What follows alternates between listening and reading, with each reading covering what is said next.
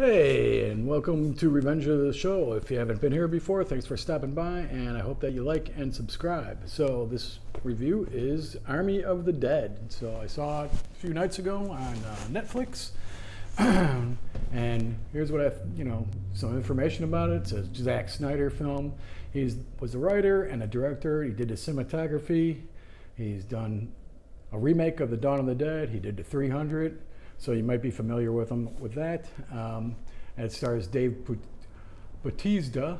You know him from, of course, Guardians of the Galaxy, and I guess Guardians of the Galaxy 3 is set to start shooting in 2023.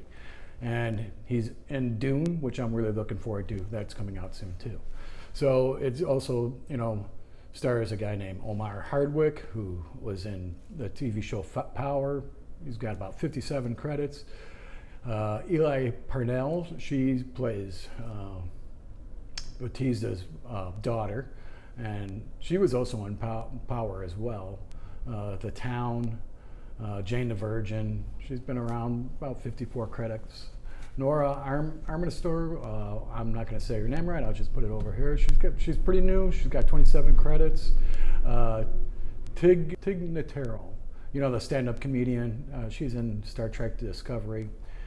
I have my opinion about that show, but she's in this, and she's in it because they had to reshoot her role because the original character was played by Chris D'Elia, and he's a stand-up comic, and he was also on a couple comedy shows before, and he used to have a bunch of Netflix stuff, but he's been accused of being inappropriate. So all his stuff was taken out, and she was put in it, and she plays the helicopter pilot. And Matthew Schweighöfer for Detour. He plays Detour. He's been around. He's from Germany. 77 credits. Garrett Dillahunt. Yeah, that's his name.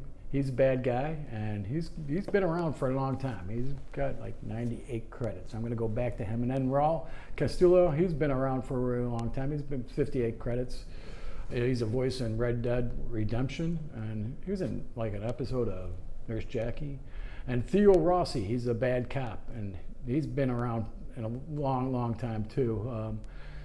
He was in Cloverfield, Sons of Anarchy. I guess he was in the whole thing, the whole Sons of Anarchy thing. So all these actors, they did a freaking great job in being in this movie. I mean, Bautista, he is actually a really, really good actor. And his roles, if you look deep into like when he's got a wide range. This guy is really a good actor.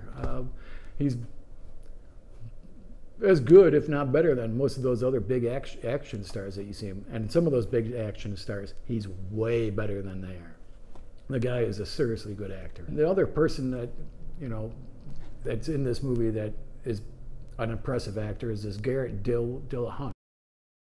It's been a lot of zombie stuff. So he was in Fear of the Walking Dead, this last couple seasons at least, and he is really good in Fear of the Walking Dead. There's a lot of good cast members in Fear of the Walking Dead now.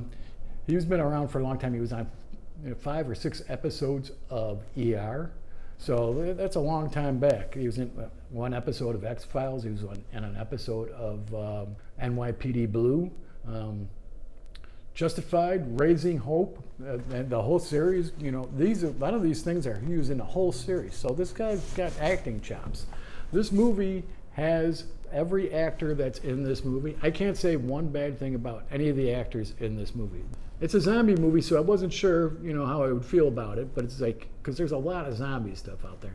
But this does a thing where it's like, it's got a mixture of aliens, and, it's well shot. It uses a Red Monstra camera for it. This is a $70,000 new type of camera. It uses Red Code R, that's like 8K, but it's like to get really geeky on this subject of making movies and stuff like that. So this, I guess you could compress this without you losing quality. So it's really easy to edit, and it also doesn't take up a lot of space when you're doing this stuff. Anyway, it's kind of weird. There's an Apple lawsuit on it, you know. But anyway, Charlie's over here. It's a spoiler alert. It looks like they're looking to make a sequel. Don't really want all sequels for every freaking thing that comes out now. But anyway. Back to just, so check out this movie. I think it's a lot of fun. Out of 5 stars, 5 stars being my favorite fucking movie of all time, to 1 star, which maybe there's one funny thing in it. I'm going to give this movie like a 3, maybe 3.5. It's very entertaining. I think I would have liked to have seen it on a big screen, but I didn't. So if you get a chance, check it out on the big screen. And that's my take. Thanks. By the way, the budget was $90 million. It made $1 million in the box office, but you know they made a deal with Netflix. So anyway, thanks for watching. Like and subscribe.